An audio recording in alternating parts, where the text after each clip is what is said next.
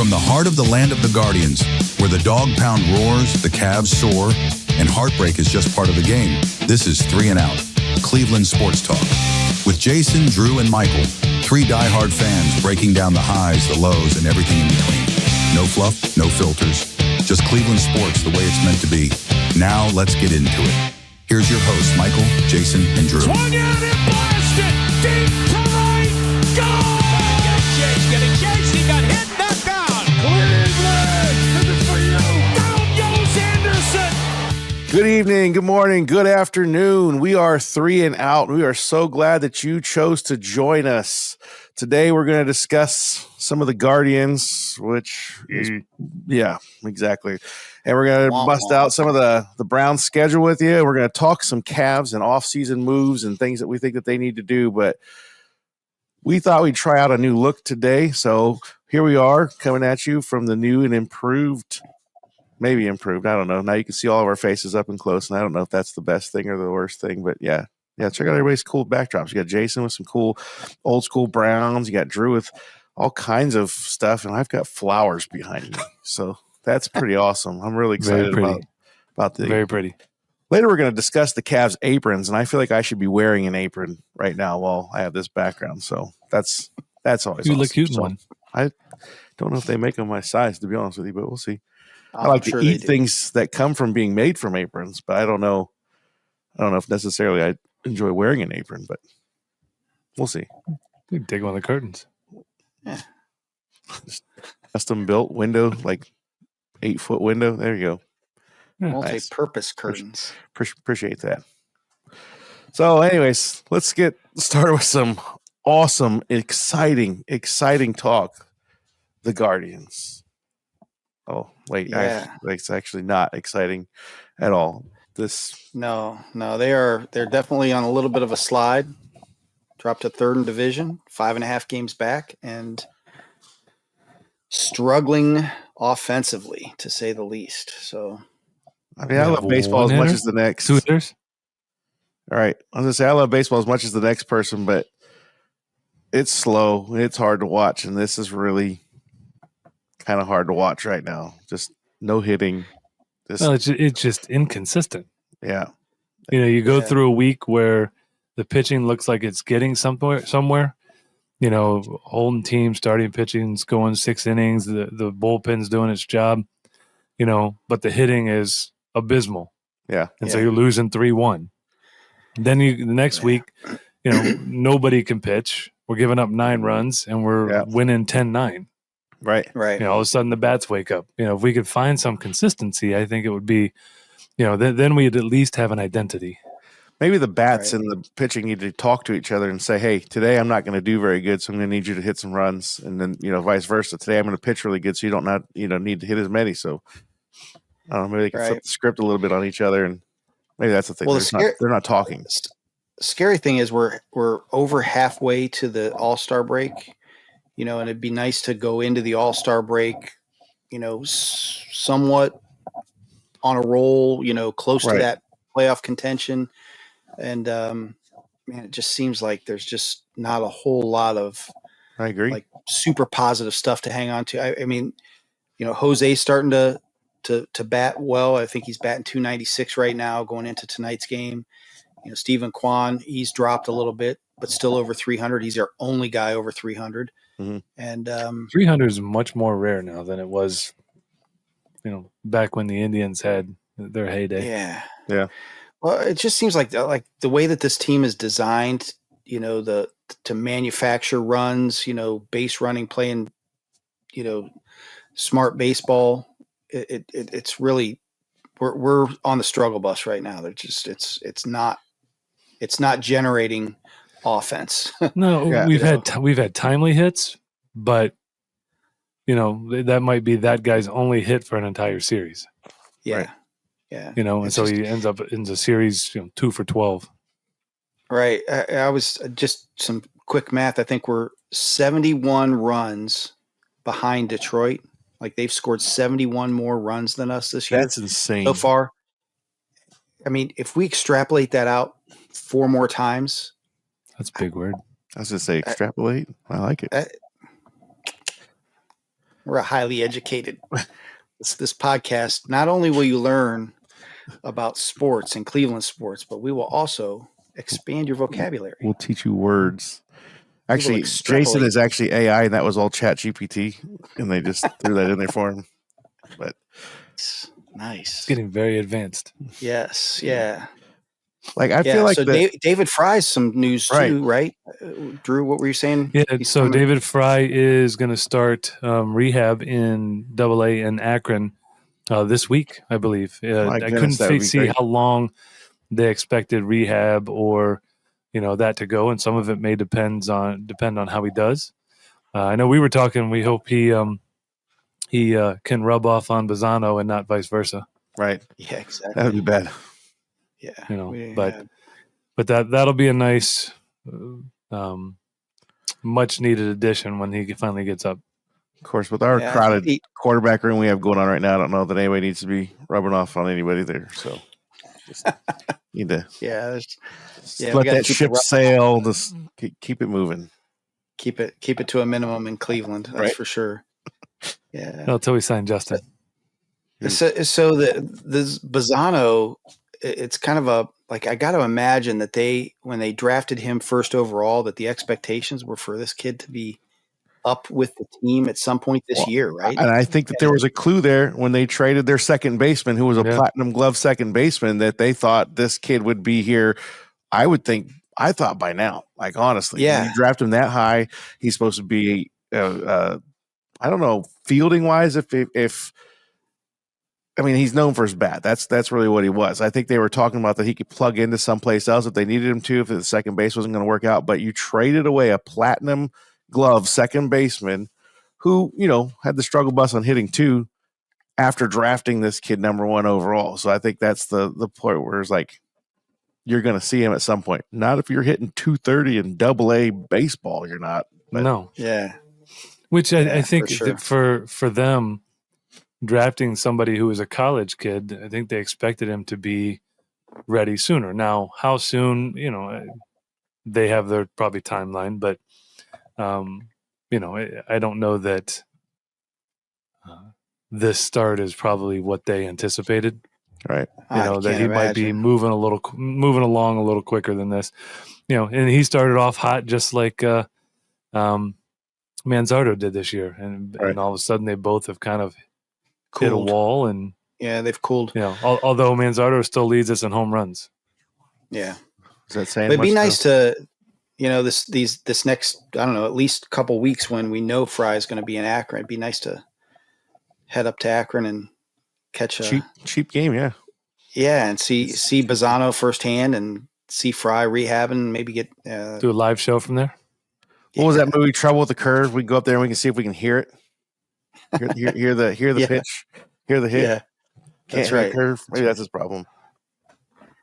No, that would be Have John Clint Kenzie, Eastwood coach him. Right.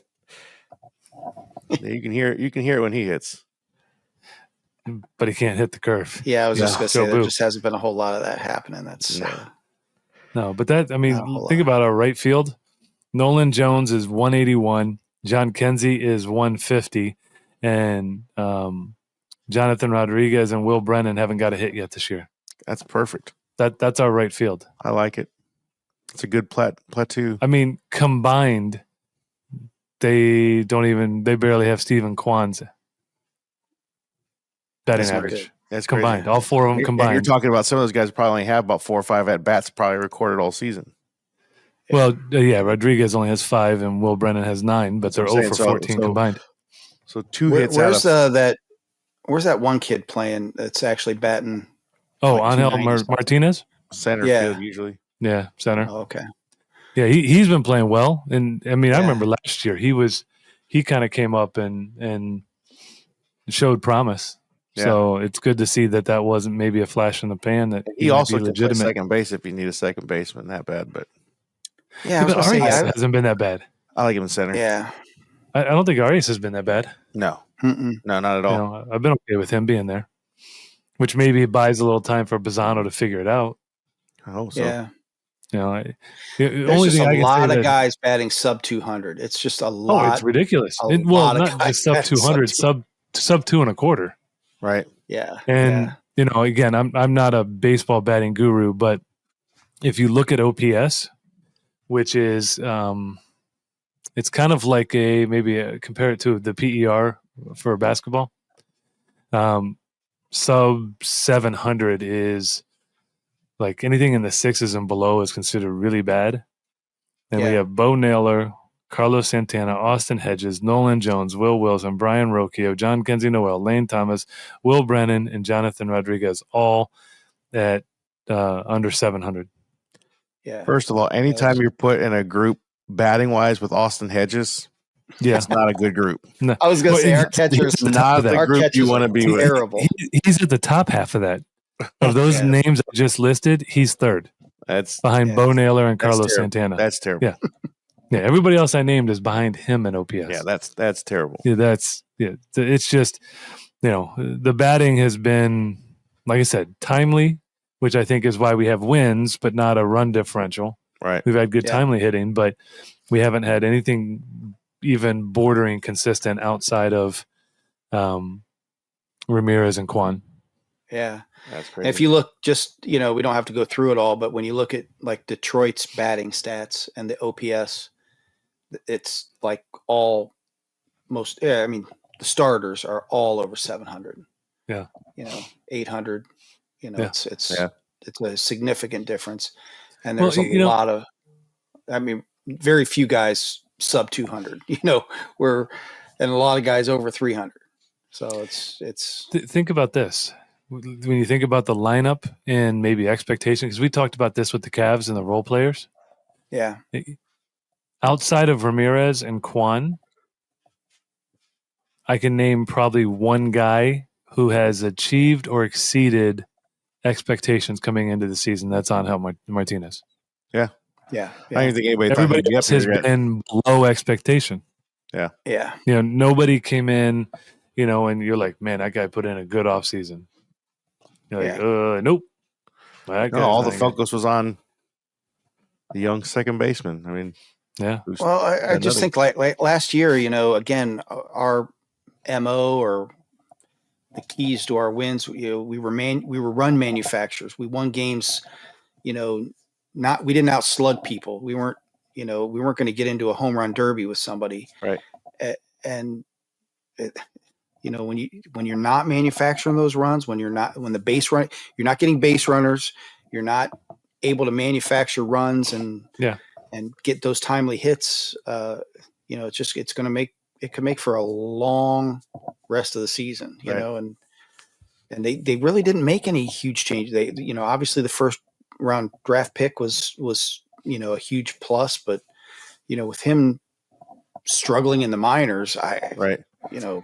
and we really didn't make any huge off-season additions. We didn't, No, mostly we made subtractions. Right. I mean, the Tyler Traded away our Freeman second baseman, traded away Josh Naylor. and Tyler Freeman. Tyler Freeman Yeah. was a good spark plug. I mean, he wasn't you wouldn't call him necessarily an everyday player, but I mean, he played pretty much every day at a different position. But he added some spunk. But we traded him for Nolan Jones, who's a $180 right now. Right. Who played well when he wasn't with us, and now he's back and playing bad again. Right. Yeah. Well, he was with I'd say the Colorado. one- And this is the second or third time now that we've taken somebody that had a really high batting average and was playing really well from Colorado and brought him into us. And it was like Nope. a joke, it's something about the National League doesn't always translate well into the American League. Well, and Colorado's always been a hitter's park. right. And so that's his home ballpark. I was going to say the same thing about that. It's not the same. You can't No, it's bring not. him We here and just- expect the same. Can we results. just shelf him until we play Colorado in Colorado? Right, would that there you be- go. Those 2 games a year.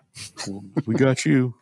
Hey, Okay. on a bright note, one of the There's a things that bright we note. talked about earlier. Well, I'm looking for something. Okay.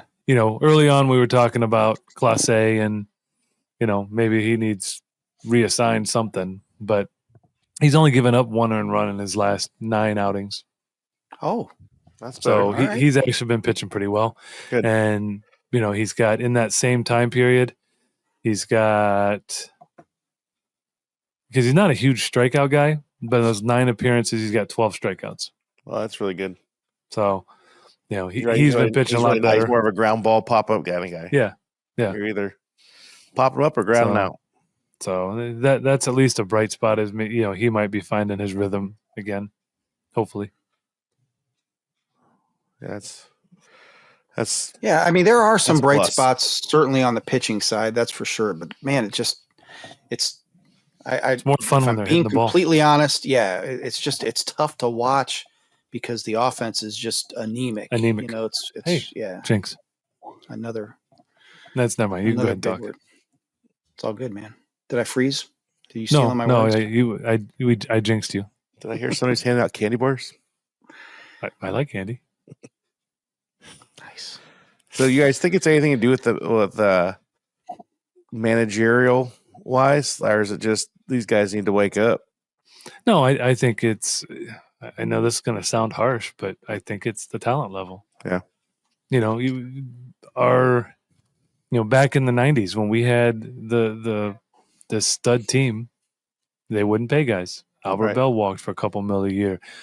We've never ever been a franchise that paid guys when it was time to pay They're guys. constantly a farm And so- system.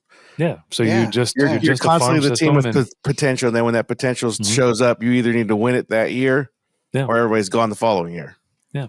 Well, it's unless a you have failure. unless you have a manager like Francone who can do more Who's- with Who's less. struggling right now, by the way. well, he just swept us. Well, that doesn't count. That's not. Jeez. I could put together a Yeah. team right now and go sweep the Guardians. Just pitch. Well, yeah, it's Just you throw know, it but over the plate. Right. Again, even with Francone, we did more with less. We Right. were making the playoffs, making runs, but Well, it's- but we still did with Vogt last year. I mean, That's what I was saying. It's last You year know, he seemed to get a spark out of this club, but it just seems there's no spark going on, right now do at we all. know? Hold on, let's just real quick. You guys talk. I just wonder what our Anyway. record was at this point last year.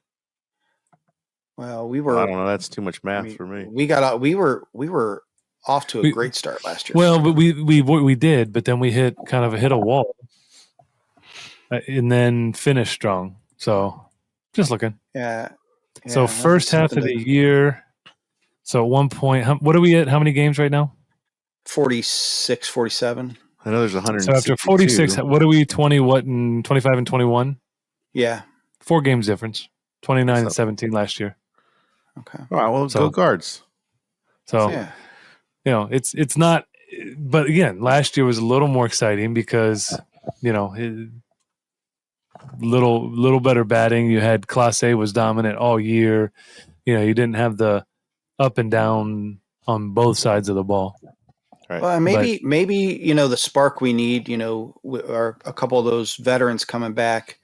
David with Fry is a Fry humongous and- spark plug. I mean, that guy literally Mhm. has carried that team on his back for a lot of the year last year. So Yeah. that's- Yeah. you're exactly And, right. and while our starting pitching hasn't been, god awful, but Bieber would be a Beaver nice. would be. Yeah. Right. Well, that's a good leader. That'd be nice to have. That's- yeah. So that could be, Guy you the could- sooner we get those guys back, maybe it'll all work out. That later before the All-Star break, both those guys. We're make it definitely a back second up half and- team. It's just hopefully you don't dig yourself into too big of a hole that you can't recover the second half. Right. That's Right. Well, that's like I said, Detroit seems to be a team that can, right. they generate offense, and you don't want to be 10, 12, 15 games back, No, heading into the All-Star. no, especially if I they're mean, getting No, we but could- but I think if Bieber can get back to Bieber and everybody else slide down, at that point, don't you just need to make the playoffs? I hope. It doesn't matter what position, just get there and maybe Right. your pitching can carry you. I Yeah. hope. I mean, a wild card in baseball, isn't that just a one game play in? Or am I thinking wrong? I was don't thinking know. it I was- don't. I don't remember. So that's nothing. That That's doesn't it, but I excite don't me. know. We're not called 3 and 2, like as in the batting count. We're called 3 and out because we're Yeah, mainly Browns yeah, and Cavs. yeah. 'Cause there's 162 62 games. games. It's a lot of freaking games to try and watch every so- single one of them. I mean, Yeah. I used to be super into them and super diehard, but it's gotten so hard over the years to just Got back into chugging it a along the while series. ago, but it took a long time to get over when they broke up the team from the 90s. right. That hurt. Yeah, Yeah. it was never the same. I mean, Yeah. they put some good teams together since then, but it's the same. It's a revolving door, But that team was different. We had all hitting and right? a little bit of pitching, but not much. Yeah. We developed the team, and then we, as soon as they get all-star Mhm. level and their contracts come due, we tend to Move Farmed them on. out. Yeah. Now I will say we're playing Minnesota right now, which is this is a big series, but right after that we play a 4-game series in Detroit. So Hmm. that That we could get may ugly, need or to that pay could be attention to awesome. that. Although Yeah, we're the losing Thursday through 2-1 right Sunday, now. so. 2-1, top of the fourth. Manzardo's up to bat. Home run. Nice. He does have an Home run RBI. from- He's got the 1 RBI. So This is home run inning. Yeah. nobody's on base though. He looks like he's leading off. So This could be a tough stretch, man. I mean, Minnesota, Detroit, then the Dodgers. I mean, Mhm. that's Yeah. That's and in then LA we too, play isn't it? No, it's home, and then the Angels at home, and then the Yankees. So it's bam, this next Oh, it's at Detroit. 12 or That's what it was. 15. Yeah. at Yeah. Detroit. And then New York. In New York. Yeah. So That's a lot anyway, of. it could be a lot some good baseball here to come up. Well, I Yeah, think like- we'll find out a lot about the team though. Yeah. During this stretch, you're going to find out. Yeah. Guys are going to have to step up, or you're going to go through maybe a really, really rough stretch. Yeah. Hmm. Yep. A faux show. could get ugly before it gets prettier, or it could just get ugly and stay ugly. I was going to say, That's Hmm. That's Speaking definitely- of ugly, you get if it gets ugly, do you have a fire sale? what's there to sell. Beaver, yeah, fire sale. Beaver. There Who you wants go. Nolan Jones? Nolan Right. Jones, We'll highest give you- bidder. Who wants him? I mean, even Quan. I mean, that's that guy would Well, look Quan would be the one I'm worried about because he's got a contract coming up. right, and he's not getting paid hardly anything right now, and he's Nope. a stud. And he'll Yeah. get good money. So Speaking of Not good from us. money, let's shift our focus here. Let's talk Browns. I can't do this anymore. Somebody Yeah. just got paid. Yeah, Shador Sanders Somebody- just got a nice healthy chunk of money for a nice 4 fifth years. round draft pick. Yeah. Don't get me wrong, I would take every dime of what he just got, but the difference of 4 years falling yeah. into the fifth round from the first round. So Yeah. cost him nice. $42 million. right. Nice contract. So that's a great thing going into the off season No. here now. Now the rookie mini camps are over. He'll be able to participate. We'll get to see him going against other veterans and, hoping that he keeps treading down the same line he is and proving that, he deserves to be, Yeah. a legit Yeah, for contender sure. to be the starter on this team. Not necessarily. I mean, we're all on the same page with this. If those rookies don't have to play a down this regular season, that's a good thing because good it means thing. your veterans are coming in, they're winning games, and they get to sit Mhm. back and learn. And nothing, I wouldn't say nothing good. I mean, we've had people like Jaden Daniels that came out and really marched and stuff, but it's really beneficial for these It's guys rare. to sit and learn. Yeah. Well, and- especially again, this isn't a shot at either Dylan Gabriel or Shador, but the third, fourth, fifth round draft picks, it's a consensus league wide that those guys are not field ready. It's not Right. a shot at those guys. There's just obviously work that needs to be done, and I think all of our hopes are that we come out of 2025, where we get to watch some good, solid football, and we Yeah. come out knowing what the path forward is. If it's none of the above, again, I don't feel like I have a dog in this fight. I've said this before. I felt different when we drafted Baker first overall, that he was my guy. And if none of these four guys pan out, we have 2 first-round draft picks next year, But- and I feel like we can make, if there's a quality guy to go after. We have the capital to go after it. But if one of these guys turns into the guy, then we have 2 first-round picks to surround this guy with, Mason defensive Graham-ish linemen. type of. Yeah, I was gonna say. 2 defensive linemen who can puke Right. in minicamp. I mean, it's high quality stuff. Did you see on the Shedeur Sanders where he was jokingly denied Cam Ward to trade jerseys? No, I didn't Because see that. yeah, it was a joke. He's like he told Karen, no, bro, I got to make some money. I That's got to make some hilarious. money off of this jersey before I could, That's you're funny. basically. But it was all in jest. But here's a question for you though. If you're going into the draft next year and you're wondering, do I need to draft a quarterback? Don't you have to play the 2 you just drafted this year to Well, see what you that- have? Well, that's the problem, I think. Because Yeah. if they don't play, you won't know what you have. But that's This practice saying. shows you something, but it doesn't show you what you need to see. I think that's the problem where he's saying those that if It's a they have quandary. to end up playing, that means your team sucked pretty bad to begin with. That we Yeah. had to put these guys in there and play, and if they aren't able to cut it and make it, then No, but I'm we're saying in a really it- bad. I mean, unless Kenny Pickett gets a chance and blows the doors off things, even if you go 11-6 and make the playoffs, it won't happen. But say you do, but you get 17 games out of Joe Flacco. He's not your long-term solution. Right. So you go into the draft not knowing Not what knowing, you have in yeah. Pickett, in Shedeur, or in Right. Dylan Gabriel, because none of them played. Yeah. So I'm actually fighting myself right now. Do you have to play those guys to see what you have? Well, I don't know. I mean, I think we'll learn a lot as camp in the preseason progresses. Again, I don't think we're going to go into the regular season with 4 quarterbacks on the roster. I mean, I don't either. No. or, I agree. or literally maybe 5 quarterbacks technically on the roster if you include Massage Boy. No, he'll get on they bought that insurance policy on him.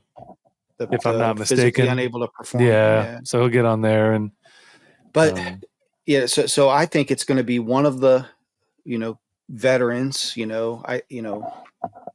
again, I love Joe Flacco. I love what he did 2 years ago. He's I 2 wanted years him older. back last year. Yeah, he's 2 years older. We know he's not the long-term solution. And I think, as much as it hurts me to say, as probably one of the 2 biggest optimists in our 3-man group here, the expectations for this year are not I would not be the other. off the charts. So if it came down to it and Flacco gets waived, or nobody's going to trade for Joe Flacco. If Kenny Pickett's the guy, Right. Joe Flacco's getting cut. That's just the bottom line. Both these draft picks played well enough in minicamp and showed enough promise in minicamp that they're going to have to see what they got in those guys. We know what the other 2, roundabout have. We know what Flacco's going to do. He can run the offense. I think he'd be a good mentor, even though that's not his job. His job would be to be the starting quarterback. And Kenny Pickett's here to earn a spot on the roster. He Kenny lays a Pickett's goose egg here in camp. because we traded a 5th round pick and our other backup for him. He's not Yeah. here by choice. No, but I'm saying Well, we chose. Is his what he's saying. the pressure's on him. Well, to we earn chose a him because spot we on the had roster. nobody at the time. Right. So he was Literally nobody. Literally nobody. So Literally no. yeah, he was the only option, somebody we could Right. get on the cheap that they saw. Joe Flacco chose to come here, which to me means there had to be some conversation about, Joe, the job's yours to lose, or why else would he come? Because he said numerous times he's not coming to be a backup. Well, and even right. Stefanski came out and he said too. He said, Joe's not been brought in here to be a mentor. Like, we brought Joe in to be a quarterback, Yeah. not a mentor.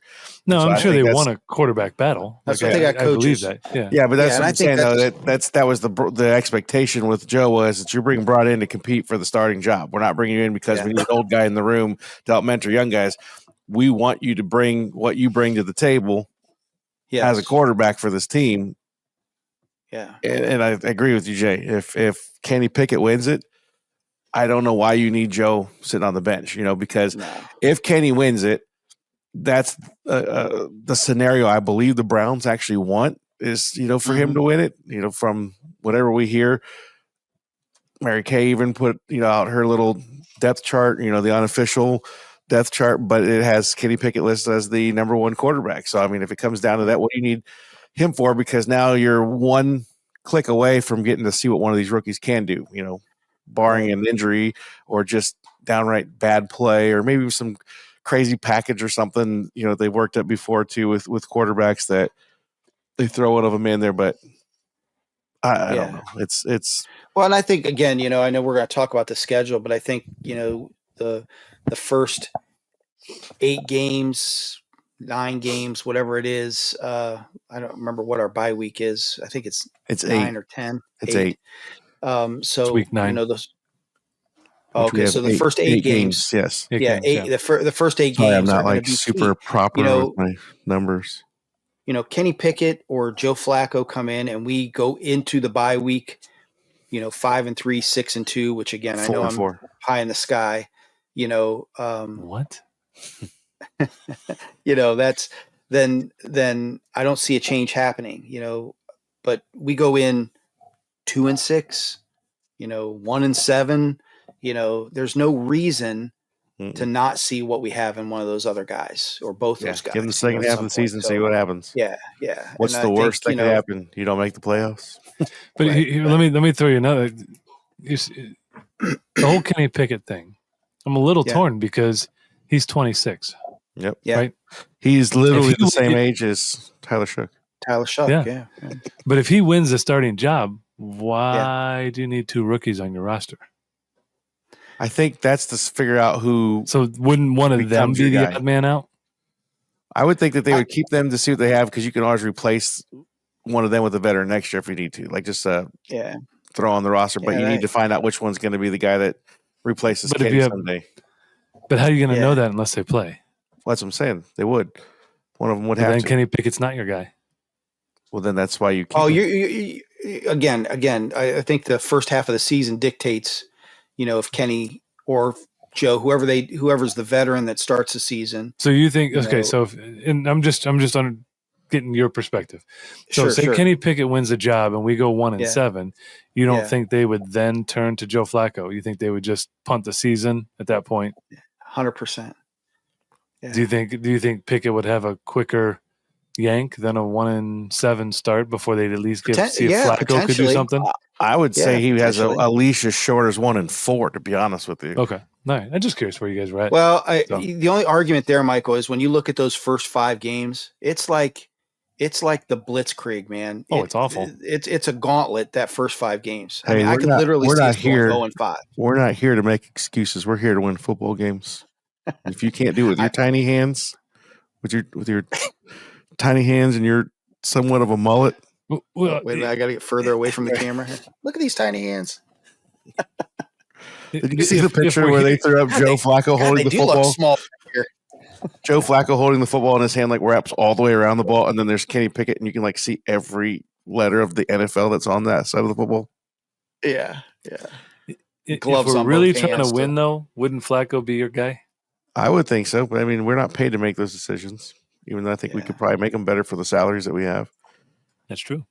I mean, but again, if it's me, believe, go ahead, Michael. I think you and I are agreeing. I was just gonna say, if it's me and I'm running the show, I brought in Flacco to be my starter. There's no quarterback battle. I know what I get with him, unless he just comes and craps the bed, which is possible. That is possible because he's 2 years older than what he was last time he was here, and he didn't look bad at all. I didn't think. I mean, he didn't look like age was catching up to him. He never was a fast guy. He never was a very athletic guy. He was always kind of a, could roll out and throw the ball, but he had a freaking arm, that could launch that ball all the way down the field. So for me, Kenny's the guy, or not Kenny, Joe's the guy coming in. It's up to Kenny to earn the spot on this roster because I want to see what I got on my rookies, and somewhere I'm going to have to see them, whether it's preseason or, whatnot, but yeah, I'm not paid to make that decision though. Yeah. Yeah. And again, the fan pressure, I know we touched on this a few episodes ago, and it was me that said it. I think the media is really pushing for Shedeur. So, it'll be interesting to see how short the leash is on a veteran, Mhm. or again, if Shedeur Sanders is our quarterback of the future, if we come out of 2025 and we identify that he's our guy, and we can build talent around him with 2 first-round draft picks next year, there isn't anybody in the Cleveland fan base that'd be more happy than I am. Or Right. if it's Dylan Gabriel, Right. and that ends up winning that position, and the same scenario happens, nobody's going to be happier. Or Kenny Pickett even. So I don't care who it is. I just don't want the media pressure to make that move too I don't even premature. think it's the media that I'm a little worried about. I think it's the Jimmy Haslam that I'm kind of worried about stepping in and saying, "Get this kid on the field," type of thing. Kind of like what they did with Johnny Manziel. Remember he was when they really had his guy? That I could see that happening. That's what I think is the case here. I mean, it was the same way with Johnny Manziel. Brian Hoyer, he was having a solid season, and all of a sudden they were like, "We got to get Johnny Money Manziel in there and get him in there to bring the pizzazz to this team." Even though we were solidly winning, games. I mean, we weren't blowing teams out. But I liked Hoyer, and so I'm a little nervous that we're going to come in here and we're going to have a guy like Joe Flacco who's old and he's systematically winning games, but it's not exciting wins. It's we're winning games. We're winning games. You say not exciting wins. No, I'm saying I'm afraid that's what could happen. I'm not saying that he wasn't excited. I'm just saying what if he comes in here and it's just little check down passes and it's this, that, the other, but we're still winning games. Does Jimmy Haslam come in and say, "We need that flash, we need that pizzazz, get Shedeur"? But what part of the Joe Flacco you've seen is a check down game? No, I didn't say that. I'm saying I thought you were saying okay. No, I'm saying well, what I just if. I don't see that. I guess I don't see that. I guess where I'm at with it is like somewhere along the line, this guy's got to show age. Does it affect his arm throwing? I mean, what if he comes out, he wins the job, the smart guy's behind the quarterback, he's played for years, and now all of a sudden he doesn't have that accuracy that he had 2 years ago, and we're starting to see that wear and tear, and we're winning games because he's making nice system throws and he's running. Except Hakeem Olajuwon at like 60 still has his post move footwork, and he's teaching youngsters. So some things you'd never lose. It's just a scenario. I could see that happening, to a certain extent. The only way I'm going to disagree is the fact that if we're winning games, I think that's the bottom line. What drives ownership is butts in the seat. We were winning games with Hoyer. And he pulled the trigger and said, "I need Hasler, I need Manziel in there," and the whole tank. Well, I think the difference there is Johnny Manziel was a first-round pick. Right. I think that was the only difference there is where we picked Manziel versus the I'm just looking at it from the same scenario of the Flash. That's what Johnny was. That's what Shedeur was. I mean, we talked about this the other day. We're watching national media coverage of the people talking about Brown's rookie camp because Shedeur's there, and I love that. It's cool sect that, we're getting recognition, we're getting, poll and stuff, but makes me nervous with Jimmy. And he's that's very valid because but the only thing I feel like is at least of late, barring unless the Shedeur pick was a him pick, he hasn't seemed to have meddled as much as he did back then. Yeah, earlier on, kind of like Dan Gilbert. He's learning to be more of an owner and not a meddler to some extent. Have some things bite you right in the butt, and like we said too, if that was his pick, that wasn't a bad thing for the owner to come in and say, "Hey, in the 5th round, I want that guy." If you had said you're taking him in number 2 overall, then I'm a little that's different. Upset because I don't feel like that's what you pay the guys to do. But he's the owner, whatever. So I'm looking at our offense from Flacco 1.0. Mm-hmm. Top running back, Jerome Ford. Are we better? Yes. Allegedly. I think so. I mean, we don't know. We've got two rookies, both got to prove himself. But right now, the guy who was our lead back would potentially be our third. Right. Right. Receiving, we still have David Njoku. Yep. Amari Cooper versus Jerry Jeudy. Yeah, I like Jerry. Yeah. I mean, Amari Just- back then, Yeah, he that's didn't why he didn't really perform last year. No, so but that's a tough call because it was when you saw the one guy who plays a little bit like Flacco, Jameis, Right. Mhm. He was getting Judy huge numbers. Yeah. And that's exactly what happened with Flacco. He came in and he He's- found ways to get Amari the ball. Yeah. So I won't say it's a wash. I think the Amari of that year might be, although his yardage that year I think was less than what Judy had this year, or right around the same. And So- yeah, I think too. So it's man, almost a wash. Flacco's way more accurate than Yeah. Winston So- too. Right. So it may be a wash. Now, you still had Cedric Tillman. You still have him. Mhm. Yep. But the one guy, and I'm always going to your advocate guy, for him, your guy. Harold Fannin Jr. Mm-hmm. That's a guy thought that's about him coming today. out there that may transform this offense with his ability to be all kinds of different types of weapons. Right. At Bowling But Green, he's doing find jet those sweeps. And, mismatches. yeah. Those mismatches could be huge. You know, A guy like that. Yeah, Yeah, matching so up against the linebacker it's- when he looks like he should be going up against the DB. I mean, that's Yeah. But then Yeah, he again, could create Deontay messes. Johnson, is he better than Elijah Moore? Not in the head, but just as a talent. I think he's more Probably. athletic. I mean, if he can catch the ball, Yeah. I think he gets open so- more. I mean, here's the Yeah. thing: does he drop more balls? Yeah, but has he got more passes being thrown to him? Yes, because he gets He's open. got the ability to He's- get separation, yes. He's a better overall So- route running receiver than Elijah was. For So sure. as down as I've been on our offense when I'm actually looking at it, And to I start the think we're season, going into this year with more weapons than Joe Flacco had before. Yeah. 100%. But also, he's going in with at least at this point, a healthy offensive line.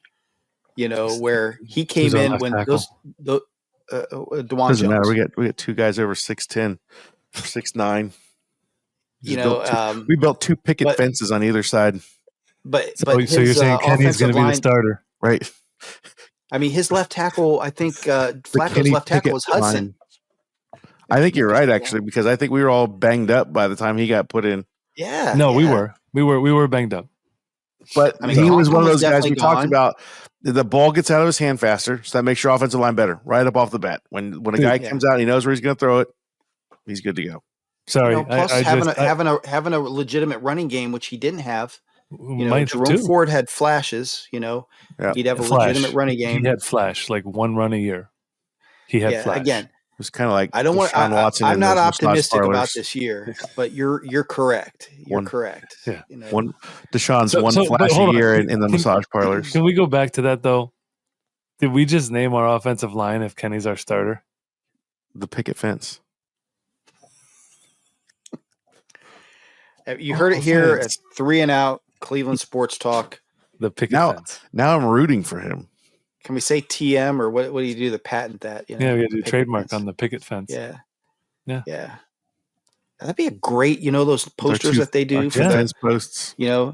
picture of Kenny Pickett and the Pulling the Wilson from Home Improvement.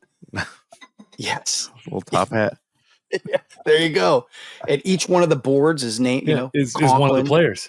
Yeah, Conklin. Bruh. Yeah, there you go. Kenny needs to be our starter. We need to get an AI thing to work up that graphic. Yeah. for us. It's written in the wood. Deshaun Watson. Yeah. There you go. Yeah.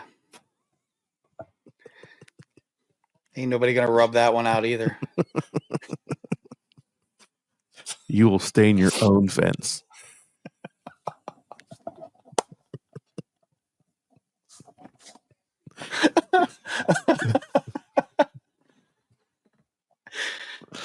That's terrible. Well, What just happened? I think That's terrible. the schedule game. I feel we wouldn't be a proper podcasting sports coverage with the name 3 and Out that is basically Browns related if we didn't do some type of a schedule game with the schedule release being done. I think it's difficult having 4+1 quarterbacks in our room that we don't know even who the starter is going to be.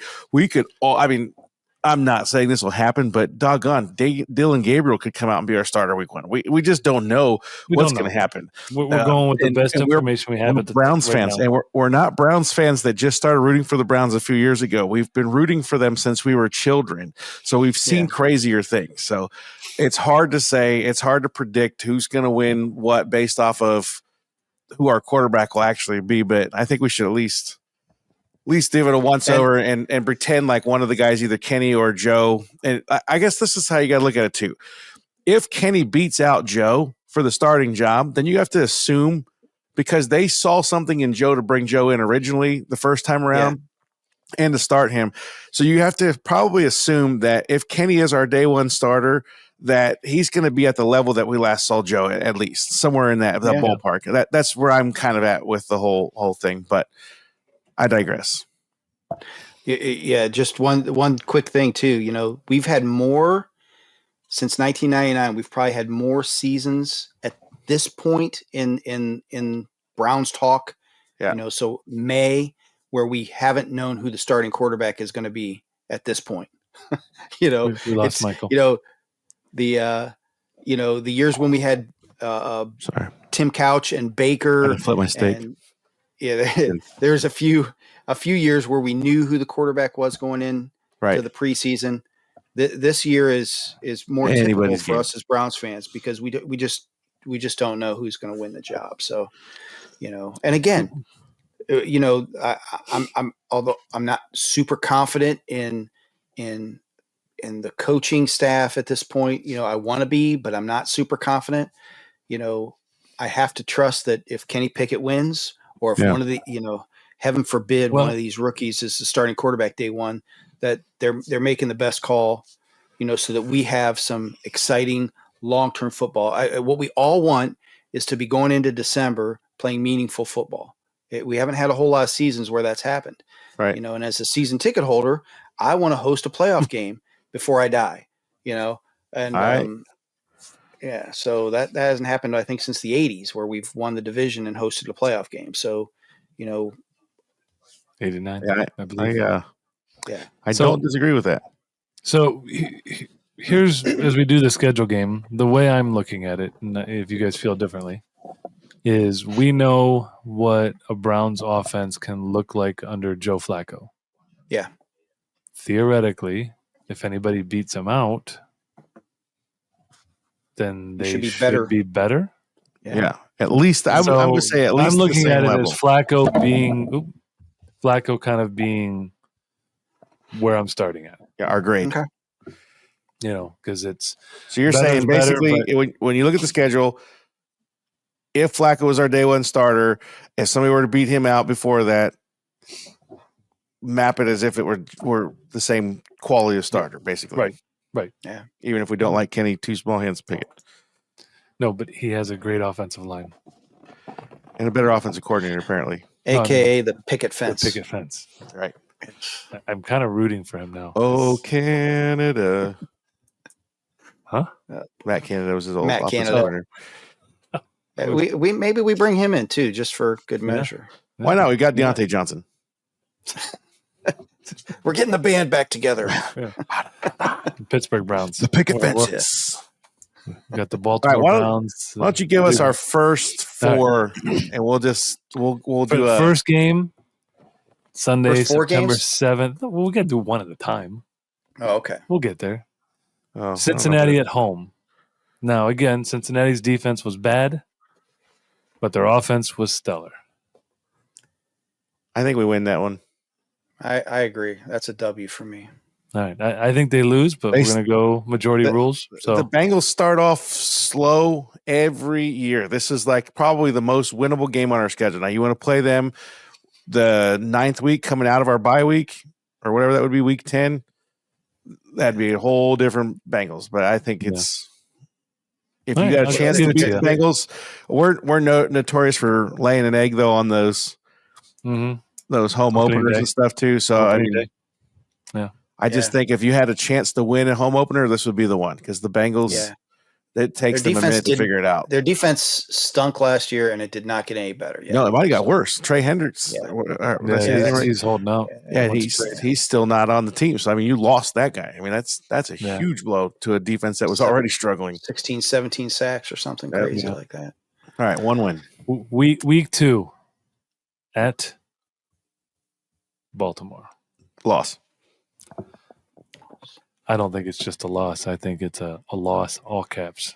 I think if we get the momentum coming out of week 1, is anybody keeping track of our win loss? I just thought about that. So we have a marker. Okay. Drew's got to post it up. Before the math gets hard, Michael. Right. We're one game. Do you One game want my in. head to explode? We're 2 games in. I Two games can't in. keep up. Who's keeping track? I think if you go into Baltimore, or if Baltimore comes in and we beat them week 1, and we go into not Baltimore, Cincinnati, Cincinnati. and we go against Baltimore week 2 with a win, I think it's a better game. But I still think that Baltimore just has the ability to play a complete game, and I don't know that we're that team yet. So the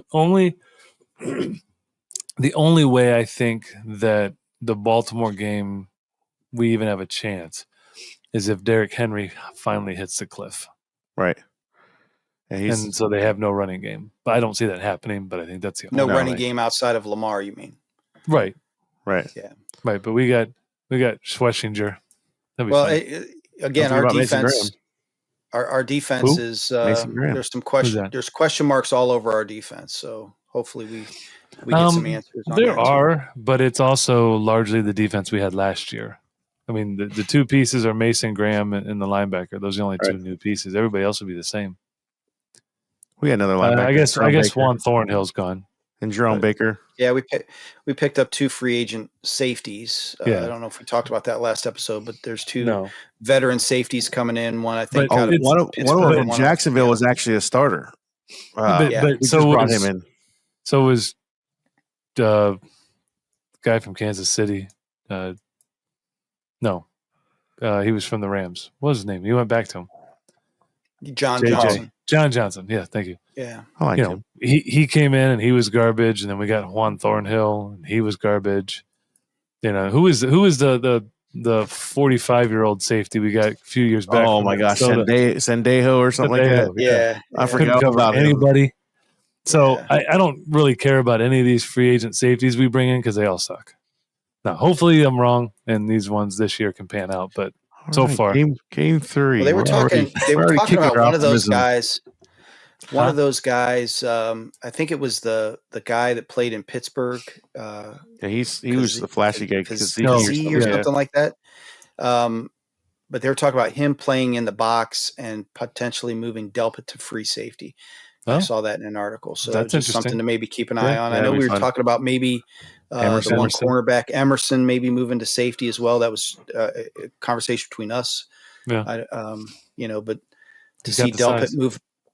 Delpit move back there, that's kind of a. But we didn't maybe really an interesting address the take. cornerback room. So I'm guessing they're going to run with the 3 that we had. And Or maybe one of our quarterbacks is going to go out there and play corner. Yeah, that's why we got so many quarterbacks. well, you know what? We could have drafted one with the 2nd pick overall. Anyway, so game 3. We're now one Versus- We're doing the schedule. The Packers. Listen, Game 3, you know, Travis Hunter. Is that the Jags? No, I just wanted to no, throw it's the Travis Hunter in there. Packers. Yeah, jeez. Green Bay Packers Uh, game 3 loss. It's at home. It is at home. That is a brutal division, the NFC North. I like of all the teams. We play the whole division, but I think we beat the Packers, and then later I think we beat the Bears too. I'm not a Jordan Love fan. Yeah, that's another team that it seems second half of the season they seem to kick it up. But I think if you're going to play them, first half would be when I'd want to play them. Yeah, so I think that's a. I'm optimistically thinking that's a W. Michael? I'm there too. Oh, man. Ha! I'm 0-3. Gotcha. Yes, you are. You guys are 2-1. You're going to be 0-17 by the time this is all done. Yeah. I'll get one in there. Picking number 1 overall. They'll next win year. one. They'll win one somewhere. I just haven't figured out where yet. The bye And week. Michael and I At Michael and Detroit. I are in cahoots. Yeah, That's this is gonna be a loss unanimous. for me. Which one was it? Yeah, At Detroit. Detroit. Oh yeah. They play good from the start to the end. Yeah. They come out playing good. They end the season playing well. They change up stuff. They're They just a good they team. bite kneecaps. You know, Right. They I do. think is what They do. Yeah, I like they him. bite kneecaps. Yeah. Game 5 at home versus Minnesota. Let me go first. Okay. Myles Garrett feasts on rookie QBs. Right. This guy's got 5 games under his belt. This is my first win. Okay. If JJ McCarthy is still the quarterback, it's a win. Who is his quarterback if he's not? Who'd they I get? think Was it Sam they have a Darnold? No, No. Sam Darnold left. He's a No, not Sam That's who Darnold. it No, was. sorry. Who they've signed somebody. No, now I got to figure that out. Hold on, hang on 1 second. Who did they sign? Who's that line from Office Space? Michael Naga. Not gonna Sam work here Howell? anymore. No, they didn't get anybody. Never mind. They have Max Either- Brosmer, Sam Howell, JJ McCarthy, that's a and win. Brett Sam, Rippon. Sam That's- Howell. Sam That's Howell. gotta Yeah, that's gotta be a win. But yeah, so yeah. But Brett Rippon, is that Mark Rippon's son? I think so, actually. Wow. It's either that or a I nephew didn't- because there's another Rippin brother. Cool. But Sam Howell's a legitimate start. He played well when the rest of Washington was trash. Yeah, Oh, You know, I didn't so- realize that was who that was. Yeah. Yeah. He's there's talent there. I mean, but he's I don't think they, unless they get those first 4 games, McCarthy is absolute dog doo doo. I heard a take on They're that not going today to start him. where it was the same exact thing where this will be his 5th game of his career in the NFL, and it's against Myles Garrett, who that defense by game 5 should have life figured out. I would hope, and be all about pressuring rookie quarterbacks. I really Yeah. will be interested to see though, because JJ McCarthy could not pass in college. He's miserable. I don't understand. I mean, they put all their eggs in that basket. and they they let Sam Darnold Let walk Darnold go. like crazy. like they must see that's something in crazy. him that the rest of us haven't. What's but our record right now? Was that a win? Yes, Yeah, Well, it was my first win, so that's a but unanimous. you were win. 3-2. 3-2. So 3-2 so is far, pretty my much vote it. has not mattered at all. Well, if it's 2 against 1,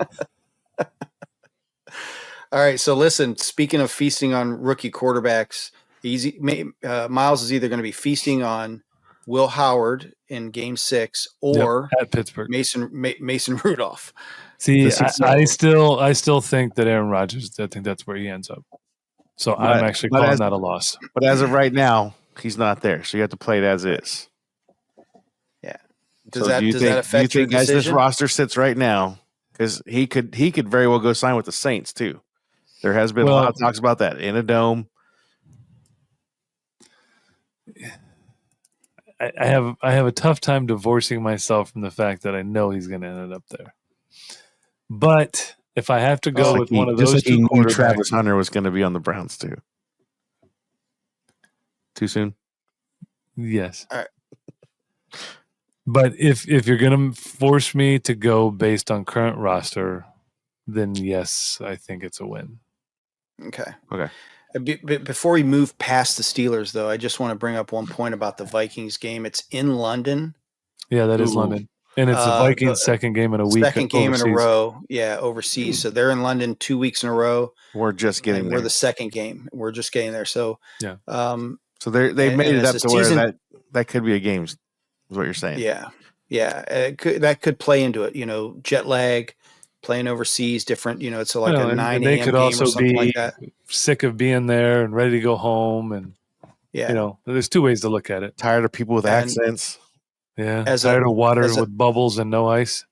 yeah. As a season ticket holder, though, that's a home game that we're not getting. Yeah, that sucks. No, they said they're providing plane tickets for you to go over and watch it in London. They're But providing you have to pay for it. discounted tickets Yeah. for season ticket holders if you want to, travel overseas and go through that whole shebang to see. At this point, with what we don't know about the Browns in 2025, there's no way that I would spend that money. But again, I digress. No, Yeah. heck no. Will I potentially be booking a November trip to Las Vegas to see the Browns play the Raiders? That is on the table. Yeah. Of course. But London, Get to not see on the Brock table. Bowers. Yeah. Okay. All right. All Sorry right, about next that game. little Home deviation. against Miami. That's an L. Oh boy. All right. As the roster sits right now, Tua does not have a concussion. Yes. Um, Wait. How many games are we in? This is game This is- 7. Oh yeah, he's got a This is game concussion. 7. As the roster sits, Michael, right now. I couldn't get Aaron Rodgers. You don't get get Tua plus concussion. That's right. I don't like Tua without a concussion anyway, so I'm not afraid of Tua. It's just if he can throw the ball high enough in the air to where somebody can run under it, and then they get the ball, and then they're scary. But I'm not afraid of the Dolphins. But I still Our think we lose defense it. is, I just think we lose that game. Yeah, I do too. Coming back from London, I think it's a trap game. I think they're a good team. Hammering Rudolph with the helmet, and then we. All right. Yeah. All right. I'll go with a loss on that one too. Hey, look, actually, Your vote didn't count again. So, all right. So at New England, I think that's a loss. Okay. Yeah, I say loss. We got freaking beat by them with a fourth string quarterback last year. Yeah, their defense is good. I've always been a fan of the guy. I'm not going to remember his name, but I can see his face, and he Drake coached May? with us last year. Oh, the coach. Oh my God. The heck, McDonald. Mike Vrabel. No, Mike Vrabel. No, I think are we on to the Patriots already? Yes. Yeah. I think he's Miami. That was a loss. Okay. Yeah, I think Okay, he's just a good coach. I think he's probably got a leg up on us too. Going into that game, after coach with us for a year, he knows we don't have a left tackle. He does that. He was our offensive line coach. I say loss. Yeah. I say win, but that's me. But hey, my vote mattered first time. All right. What'd you do? Give us a win? No, Oh, okay. no, I said loss. All right. That's a lot. Bye week, win or lose. We've been known to lose them before. Yeah. All right, week 9 at the Jets. That's got to I be a mean, win. the Jets are just the you Jets gotta are have that just Justin they're Fields. they're Justin actually Fields and more Garrett dis- Wilson back together though. they're more dysfunctional than Yeah, Cleveland. their defense is a train wreck too. So, All right, I'll give you guys the win. yep. Home versus Baltimore. Loss. Loss. Loss. At the Raiders. That's an interesting one. I actually think that's a loss. I'm hoping to be there, so I'm going to say it's a win. I think Brock Bowers, Ashton Genty, they got Geno Smith now, new coach, right? Coach? Pete Carroll. That's right, Pete Carroll. Yeah, I think he's. I'm on the have fence that because playing football. I agree. It's like one of those things where we could come out and, depending on how we're playing, we could be playing lights out football, but the run, we struggle so hard. And if that guy's going to come out there and be what he's been, I'm going to have to go loss. Okay. I think that's the realistic one. I mean, the optimistic Yeah. side of me wants to say win, but I feel like that's a loss. Yeah. Coming back home versus the 49ers. They're an interesting team. I don't know what to make of them this year. They're spending a lot of money. Yeah. They've re-signed the linebacker today to a Fred Warner, record yeah. linebacker contract. Warner. Yeah, Fred Warner. Lock Purdy up. Brock Purdy's locked up on a huge contract for him. Good for him. But That's He's got CMC back, but he doesn't have Debo. and we beat currently him before. Brandon Ayuk is there, and I don't know Okay. how long term that is, but he's there. So I think that's a loss. Yeah, I did too. Okay. Unless we run into another That's scenario like we did last year, where No, I what was it, 2 think- years ago, where Yeah. all their starters were out. That's Yeah. the only No, way. Their defense is too Yeah. good. Yeah. The following week, home against Tennessee. I actually think that's a win. Yeah, That's a we better win that one. At Chicago, I think they have so many offensive weapons, and I think I don't like Caleb, but I think he'll be better, and they have a good defense. So I think Who that's they a just loss. bring in for their head coach this year? Well, one of those guys from Detroit, wasn't it?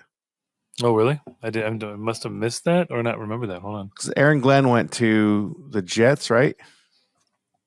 Yeah. Yep. They just brought in somebody that I thought was going to be a good matchup for him. Well, I hate the Bears, and I think, along with Green Bay, those are the two teams in the NFC North. I think we're going to manhandle. So I'll tell you in a minute. I say that's a win. I was hoping I could get on that page, but I can't. Ben Johnson. Yeah, so he's. I think it's a win too. I think that Caleb Williams is a head case, and I think if we can throw Myles Garrett at him from different positions, that we're gonna ruin his day. Okay. They do have a lot of talent, but they had a lot of talent last year too, and it didn't mean anything. He was real easy to frazzle. True. Yeah, Home versus Buffalo. Loss. that's a loss. Do we want to take an over/under on what the point spread is on that one? No, too many. Home versus Pittsburgh. I hate Pittsburgh. Win. As the rationale. roster currently sits, that's a win. All right. Last game, home versus Cincinnati. That's a loss. It's at Cincinnati. That's what I said. Yeah, at Cincinnati. Yeah, I'll say we split with Cincinnati. Yeah, I was gonna say I'll give them the So divisional split too. All Give it to right. them. There is the record at 8-9. We do not make the playoffs, and we do not get a top 10 pick. Probably. But Jacksonville Top went 1-16, if you can believe it, and we get the first overall pick next year. So No, we traded it for a punter. And Tom actually, Brady. Jacksonville's schedule is. I mean, I think ours is a little bit tougher, but they do not have a cake schedule at all. It's very, very difficult. Yeah. So, if Trevor Lawrence struggles, if Travis Hunter can't play every position on both sides, including special teams, they're going to struggle. I think 8-9 is a very realistic based off of what we saw last year. It's a big step up. There's always the saying of there's always going to be a game you have no business winning that you win, and there's always a Right. game that you should have never lost that you lose. Yeah. And momentum plays a lot. I mean, when you get a guy like Joe Flacco when he came in, he got the momentum going. These guys were playing in a good rhythm and stuff. So we could go on a big winning streak, and he could also hurt his leg, and we could go on a huge losing streak too. So, I mean, I think 8-9 is pretty realistic right now. I think the Tennessee game is the one that if it would be the game that we should win that we won't. If I had to pick one. So, That's Drew, the you game. probably had at least 3 games that Michael and I outvoted you for wins. Which will probably be My losses. wins I had as Minnesota, Tennessee, and Pittsburgh at home. So you have Okay. us at 3-14. Yep. Yeah, New God, I hope York, you're I better than can that. see, but quarterbacks reuniting with college receivers, I think can be a dangerous combo that can help lift the team. Joe Yeah. Burrow and Jamar Chase. So Yeah. I think Justin Fields and Garrett Wilson reuniting could lift them both up, which could change the culture of the team. I do. I don't disagree. I mean, it could be crazy, but I know they brought in a new head coach this year, and I think that could also, be a lot of learning, trying to figure out who's who and what's what. But Yeah. I think that'll be a fun one to watch. I hope they figure it out eventually after we're done playing them. But We'll see.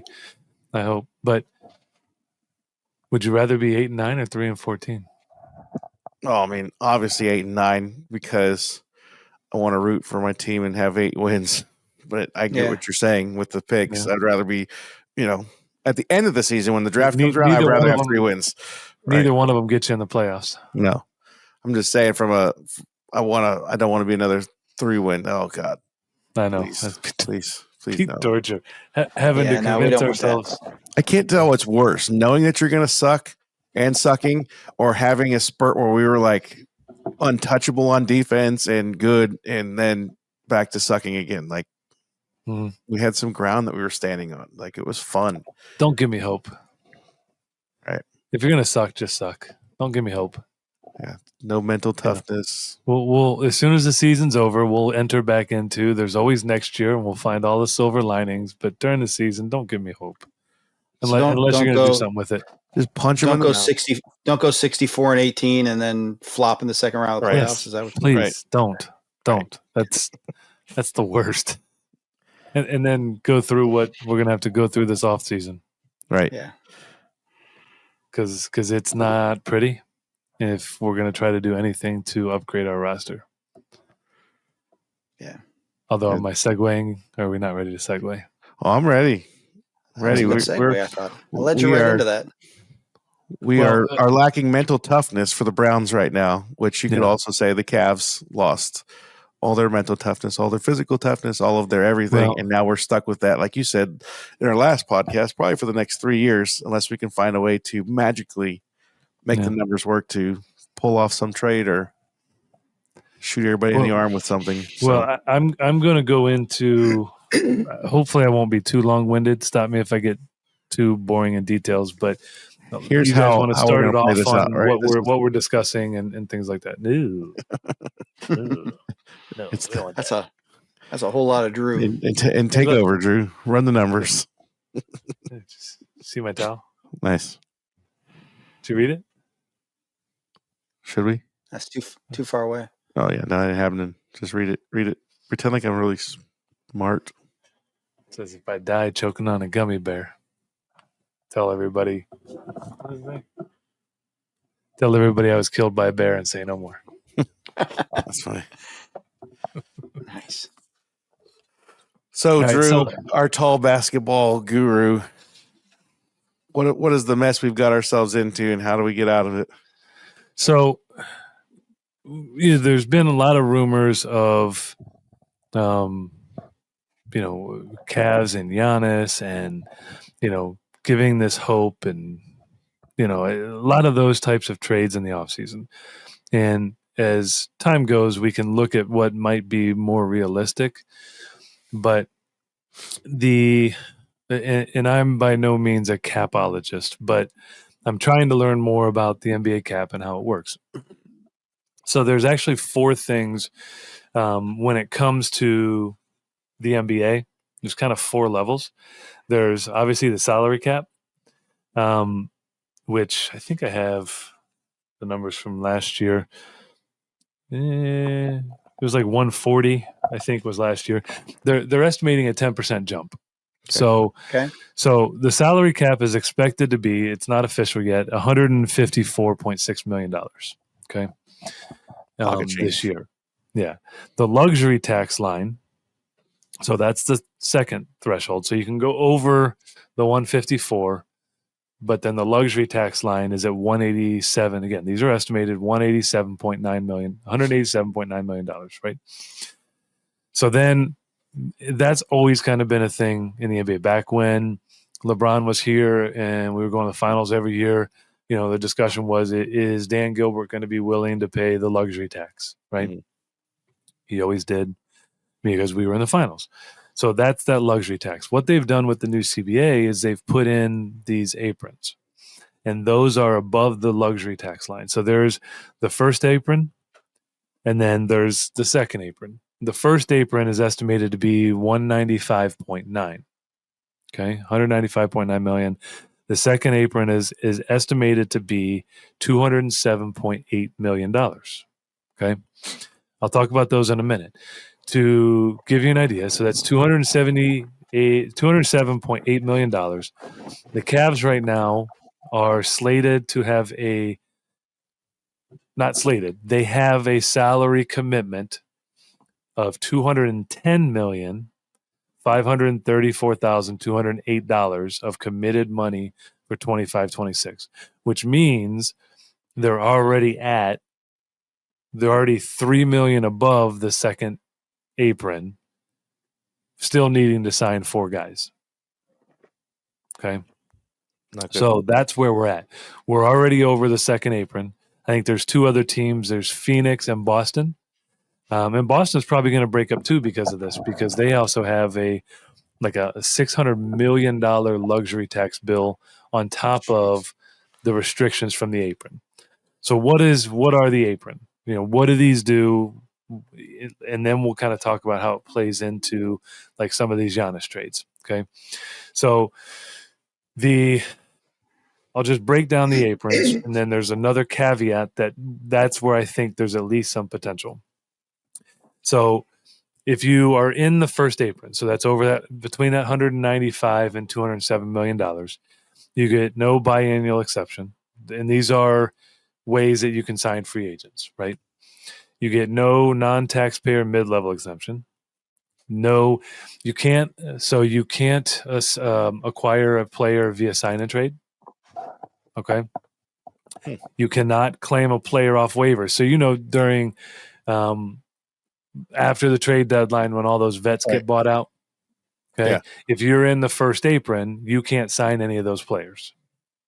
Okay. So nobody in that pool. So that can kind of you lowers sign. the value of them a little bit too, then, because there's not as many people that can kind of dip into that bucket and grab out of it. No, it's just, but you have to remember, right now there's only 3 teams in the second apron. Now I know I'm Mhm. talking about the first apron, but there are teams that could easily get under that first apron if they need I to. see.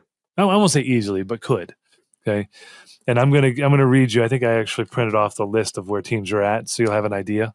So, and then there's no expanded traded player exception, so you can't get a trade exception in a trade. And so the other thing, and this is part of what I'm trying to figure out. So the NBA calendar ends June 30th. So right now they're operating off the 24-25 budget. Okay.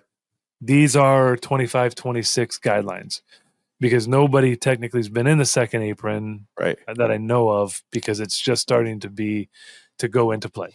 Okay. So, so basically what the first apron does is it limits your ability to acquire players. Okay. It is largely what it does.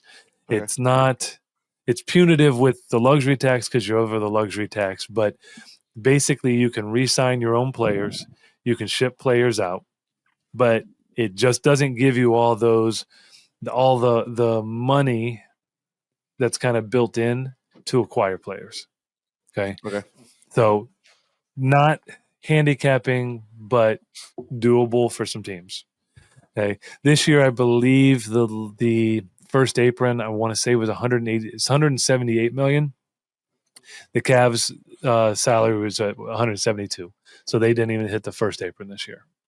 Okay. They were in the luxury tax, but they did not hit the first apron. So if you hit that second apron, which we're currently in, still needing to sign 4 players, right? So you cannot, and this is the big one, you cannot aggregate salaries in any trade. What that means is you cannot combine 2-3 salaries to go get one player. Okay, and that's where it comes into play with Giannis, and we'll get back to there. That's the big one in the second apron is you can't combine salaries in any trade. You can't pay cash to match salaries in a trade. So a lot of times what happens is during draft time, we've done it a lot. You pay cash to buy a second round pick. Right? Okay. You can no longer do that. You can't use cash to buy a pick. So they're saying basically if one guy equals 50 million, you can't send 2 $25 million guys to equal his 50 million. Correct.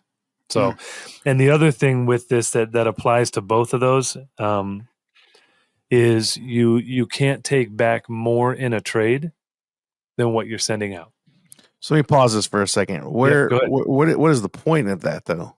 Are they just trying to eliminate the good from getting gooder? No, they're basically the owner, and this was the owner's decision. Basically, the owners got together, and I'll tell you what my actual theory is the owners got together and they wanted to kind of give everybody a fighting chance. So it kept the Dan Gilberts who were willing to pay whatever tax money he had to pay. That's kind of what I was saying. So it's making it equal for everybody, basically. Right. You know, like I can't trade one guy away to go get LeBron or 3 guys to go get LeBron James. I have to have a guy on my roster that is LeBron James money in order to make that swap. So therefore, I'm not pulling in an amazing player and getting rid of some mediocre talent. I'm pulling, to add to my, make my team better. I'm having to get rid of a great guy to bring a great guy in, basically. Correct. Essentially, money wise. No, absolutely. And then the other side of that, and this is what I think it really was, is I think for owners, It was probably a way for them to manage salaries while blaming it on the CBA. Because now I don't have to, somebody comes and wants a max. I can't pay a max contract because that puts us in the second apron, but I'll pay you this. But we created this rule, but the darn NBA screwed it up for you. Right. So But that's we all had a meeting honestly, today in my this week. opinion, that's probably what happened, but that's just me surmising. So for going back to the second apron. So when you're in the second apron, no taxpayer mid-level exemption. So now you lose the only other free money to go get a free agent. So you really have no way to get a free agent. Okay. You can sign your own players, okay, but you have no way to go get a free agent. Now you're also limited in how much you can give your own free agents. Like I think with Ty Jerome, the max they can offer him is $14 million, I believe. Okay. But anybody can pay him whatever they want? Well, Or is that the limit for him? because there's other teams in the first and second apron, so they might be limited. They could potentially be limited too. Okay. Really, the only team that could offer him, whatever they wanted is teams under the salary cap, and there's very few of those. Right. So now this is the next part that's really interesting. When you're in the second apron, and this also plays into those rumored trades for Giannis. So draft picks, if you're in the second apron, so by the end of, now this is where I'm not sure the calendar year. So 24-25 is ending. So if you're in the second apron, I believe the way it works, if you're in the second apron by the end of June, which we would not be, because ours doesn't kick in till the July 1st NBA new season. Okay. But then what happens is your 2032 first round pick gets frozen and you can't use it in a trade. Mm. And think about this. They're ruining So basketball for me. Huh? This is ruining basketball for me. I told you, it's a lot. It's very nerdy. It's very interesting. I love the superstar teams. Like, Yeah. we're going to I go know, back to but like mediocre. they've this year it'll be the who really is not seventh- scared about any of this? Oklahoma. Well, no, they're gonna have to address this in a couple years because Chet But they're not Holmgren afraid of it this and- year. Is what I'm saying. Like, No, they've got this year, so much next year, young they're not. talent and no Yeah. money hardly wrapped up in anybody. Yeah. No, they're fine. And a million draft picks. They've got Right. a million draft They picks. got like 12 first round picks in the next 5 drafts. So they can let one yeah. slip Yeah, off, and that's they're sitting pretty. So what would happen is, in theory, for us, I believe, Mhm. 25. If we stay in the second apron, 25-26. By the end of 26, our 2033 first round pick would be frozen. Okay. Now you can only trade your draft picks 7 years out. So that would be the last pick we could trade. So I'm gonna I'll go. Don't let me forget that part. Sorry, my son just walked out of the house with a fire extinguisher. I'm just wondering if I should be alarmed by that or not. Or That's normal. But I was gonna say, your house isn't that Good? normal? Totally normal, dude. good. Oh, you got an engine to start. He said, "Okay, great." Oh, Anyways, So I'll get back to how that could impact a potential trade. So what happens is, though, what they do is when you hit that second apron and that draft pick gets frozen, Uh-huh. okay, they look at the next 5 years. I believe if only 2 of those 5 years you are over the second apron, you'll get that draft pick back. But it's frozen for 5 years. As But far if- as trading that away as an asset, Mhm. it's frozen. Correct. But if you are in the second apron for 3 or more of those 5 years, that draft pick becomes the last pick in the first round, regardless of where you end up that year. Oh, so It I ends up- see. So it ends up. So you keep the pick. 'Cause You there's can't been a- trade it. Yeah, there's been a lot of teams that like had winning records the year before that ended up with somebody else's pick, and they're in the lottery. Mhm. That no longer happens.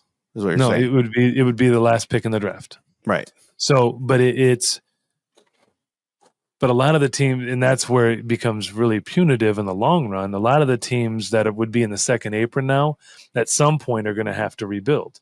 So you have to decide when to do that, because otherwise, that pick, that could be your rebuild, where now you Yeah. could have got a lottery pick and now it's the 30th pick in the draft. Yeah. So That's one of the really punitive things. That's a lot less paperwork on the NBA's part, having to keep track of whose pick belongs to who. Now, trying to slow that down a little bit. Here's the other part with the first and the second apron. Okay. So all those things I just listed, right? All of the things, the restricted transactions. So, anything that I listed, I'm not going to go back through them all, but if you do any of those restricted transactions, okay, and during the year, then you're hard locked under that apron for that year. Okay. So again, I'll come back to we'll go back to the Giannis trade. Keep that in mind for the Giannis trade. Okay. But you're hard capped. So if you do one of those transactions, okay, and say you get under the second apron, then you're hard capped at the second apron. So even if you have to fill out your roster, you can't go above that amount. That amount. And you have to remember, you can only sign vet minimums and your own players. Right. So the pool you're picking from is very small. And you can't sign your own players and go over the hard cap. So it becomes very, very tricky when it comes to somebody like Ty Jerome. So go ahead. I just going to say, is it in other sports, specifically football, you've seen guys like Tom Brady who have renegotiated, and we've seen other guys renegotiate their contracts team friendly, so that the rest of the team could be built. Is that basketball has doable? Buyouts? They don't have restructure. Gotcha. So you could buy somebody out, but then Carlos Boozer. But as far as I know, even if you buy them out for that year, the cap hit is a cap hit. It's just the future year contracts, I believe. Okay. That you. So there's no going to Donovan Mitchell and saying, "Hey, Nope. And you can't. There's no signing bonus that doesn't count against the cap. There's no. So what this looks like to me is for the next several years, anyways, it's going to get real boring in the off seasons for a lot of teams until they get all their. I mean, it's going to take years for these teams to get these contracts all situated to where I feel like what they're doing is it's going to be less money that's coming out of the pockets of these organizations, and it's going to kind of even it all out. But it'll take probably 3, 4, 5 years to get them all so where we're all on the same playing field again. So here's the other thing that goes into play with these when you're accounting for the money is every potential bonus is accounted for. Okay. So like if somebody signs a contract and it's like, we'll use the Joe Flacco one because he signed for $4 million, but he's got like $9 million worth of incentives. Towards this, $13 million would be counted. That's crazy. Even if he never achieves that $9 million worth of incentives, it all counts. And even if you release it, it still is a cap hit. And it's not really releasing in basketball, but they're waiving. If he doesn't achieve the bonus at the end of the year, and we didn't get, let's say that we were in the second apron with all the bonuses accounted for. If none of those bonuses actually hit and it knocks us back down, doesn't matter. They all count, even if they're never achieved. Yep. It's I don't like this. I know. That's what I'm telling you. It's tough. So can we waive a player that's like let's just use Ty Jerome right now. He's a free off agent. The roster. All right. He's a free agent. So that does that put us? No, because his contract's not counting on that 210 because he's a free agent. The only players that are counting without him. Right. The only players right now that we have under contract for next year: Darius, Donovan, DeAndre, Jarrett, Max Strus, Evan Mobley, Isaac Okoro, Dean Wade, Jalen Tyson, Craig Porter. Believe it or not, Ricky Rubio is still on the books for $424,000. But that counts towards the cap. But that was 10 players. Now, there's also we got one two-way contract, but he's like the 15th player. So we got 4 guys we have to sign. But here's the other thing that's not accounted for in that 210. The moment that Evan Mobley won Defensive Player of the Year, right? Okay, that Now he kicked in at, I believe it's a 10% kicker into his contract. That's not in the 210 either. So we actually have more than that. We've got to deduct. So I'll hurry up here. I know we're running out of time. So the teams, I won't even worry about the teams because we're just worried about the Cavs. So when it comes into play for somebody like, one other thing real quick, how you finish the trade, okay, dictates the type of trade it falls under. So we're over the second apron. If we do a trade that finishes us under the first apron, we abide by the first apron guidelines. Okay. If we're under the second apron and we do something that's allowed in the first apron, but takes us into the second apron, we have to abide by the second apron guidelines, which is a 1-for-1. So where that comes into play with somebody like Giannis is you cannot do a Darius Garland and a Jared Allen because you're in the second apron. You can only do a 1-for-1. We're in the second apron to start. Yep. So you can't do that. What you could do is you could attach Isaac Okoro and Dean Wade if you could find a third team to take them, because that would get you under the second apron. Now you can aggregate salaries, right? Okay. And I've heard that's a possibility is the Cavs are trying to shave some of that money off before that hits in so that they could be under that. But there's two caveats. Once you do that, now you're hard capped to the second apron with very little room. Yeah. Right? And not having signed Ty Jerome. You wouldn't have room to sign Ty Jerome. You might have room to sign a few vet minimums. You're also losing Sam Merrill because he's a free agent. But correct me if I'm wrong, but we don't have money to sign Ty Jerome right now. No, we do. We do because he's our player. We have about $14 million that we can sign him. But that would put us up to 224? Right, but he's our own player. So we're already in the second apron, so we could sign him if nobody else offers him more. But then we wouldn't be able to sign Sam Merrill because we use the one thing we have. Definitely wouldn't be able to trade for Giannis. Right. But here, go ahead. And then signing 4 more players. Mm-hmm. Did we have any draft picks in this? We don't have a first round pick because that's the Donovan trade that's going to Utah. Actually, I think it's going to Phoenix via Utah, but yeah, we know so when it comes to our draft picks this year, so one of the other rules, and I'm trying to hustle. One of the rules is you can't trade consecutive first round picks. Mm-hmm. So what we did in this trade is this year's first round pick was traded, next year's was swapped. The following year's was traded, the next year's was swapped, the following year's was traded. So 25, 26, 27, 28, 29. Okay? Which means 30 we can't trade. We can only swap. 31 is the next one we can trade. Right? Sheesh. Mm-hmm. 32 we can't. 33 will be frozen. So we only have one first round pick to offer. That's stupid. But I was saying, do we have draft picks for this current draft that we can fill out a roster and draft picks? We have a second round pick. Yeah, we have a second round pick. Yeah.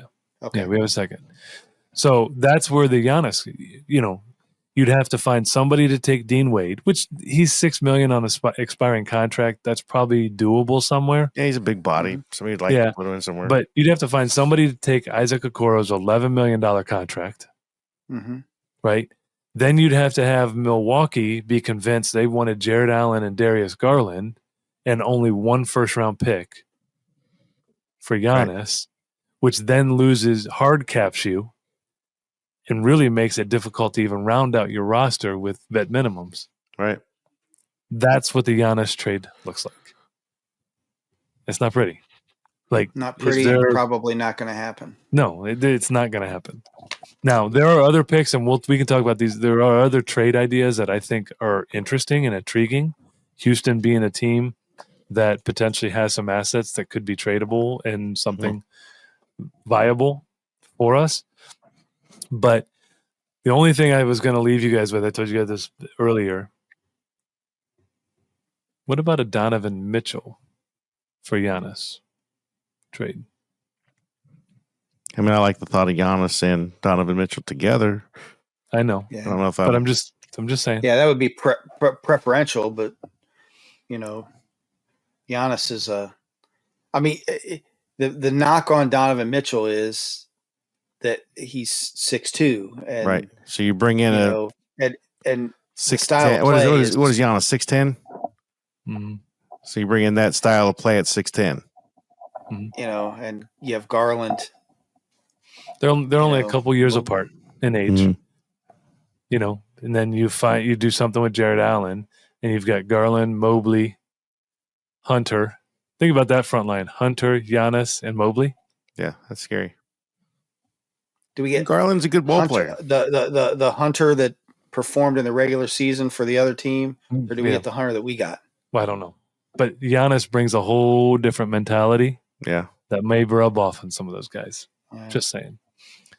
I think there are some things that are much more doable that way. Now, I don't know that Milwaukee would do it because you got Damian Lillard and your backcourt's Damian Lillard and Donovan Mitchell. Jeez. Scary too, though. Yeah, but small. So I just thought about that today, that I'm not actually opposed to that being an option. So, yeah.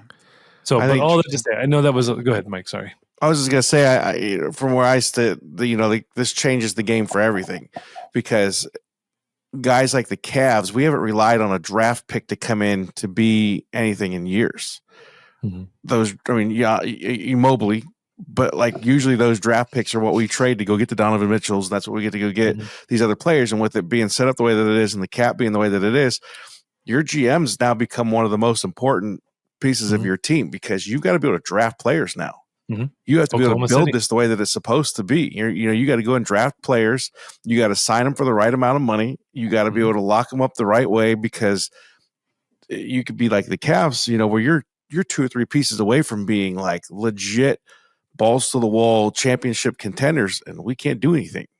No. Unless we lose some good chips. It used to be we'll package up. Okay, we'll give you 2046 first round pick. Mm-hmm. That changes I think the whole flow of everything. Your best trade asset is Jared Allen. Yeah. Because he should be an easy one to move, but I would hate to see him go. Because he's got a reasonable contract. You'd have to find, what you needed in return and see if the other team, you could work a deal. Yeah. But other than that, you're looking at maybe getting Ty Jerome, although he changed his picture on his Instagram from him in a Cavs jersey to him with a bag on his shoulder looking like he's walking on a tarmac.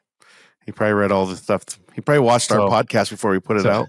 So he may not be wanting to come back, but you're probably going to I bet he wants to come back. I bet he's looking at the thing saying there's no real logistic way for me to come back. But we can give him 14. We can give him 14.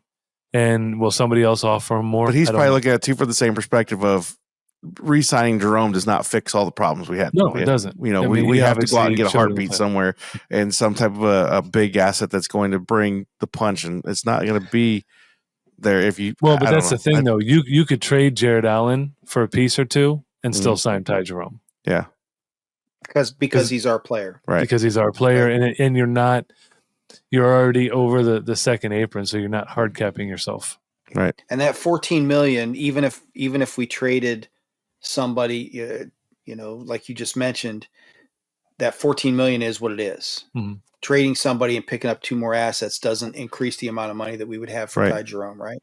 Right. Okay.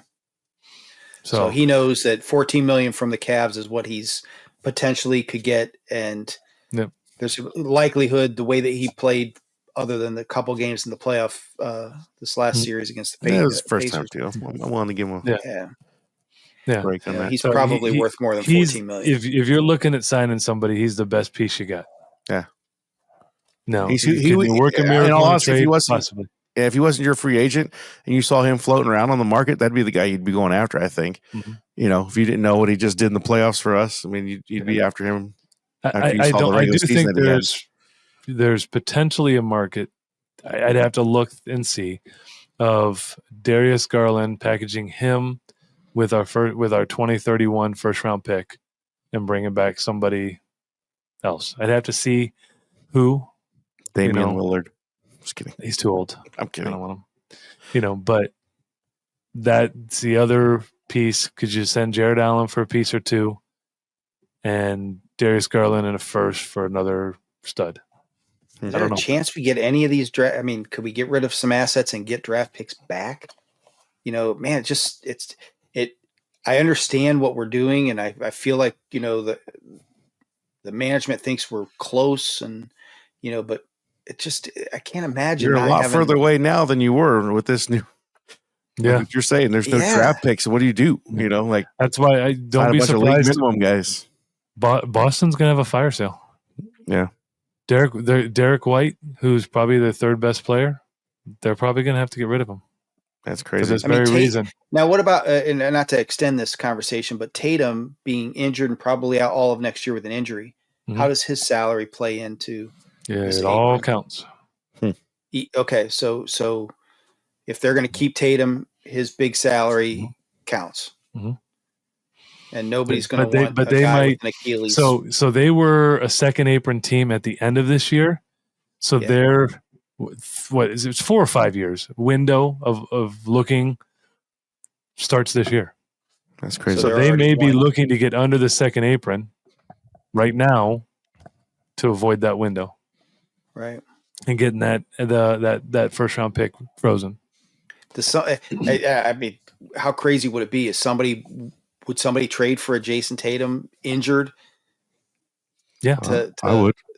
Yeah. To knowing that he's not going to be 25, 26, he's not Mhm. coming. He's not going to be part of the team, That's Absolutely. crazy. and have that But money. again- I mean, how much? $50 million you'd have But tied again, up, right? who can absorb him and give Boston what they'd want in assets? You'd have to fight. You'd have to, again, it takes more research, but is Right, it out Oklahoma. there potentially? Yeah, Oklahoma could. San Antonio probably could. Houston probably could.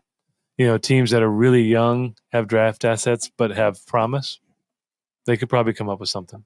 And do the draft picks have dollar values assigned to them? No. When we're okay, No. so when you're trading, Mhm. like Oklahoma City would be trading 2 first-round picks or something like that.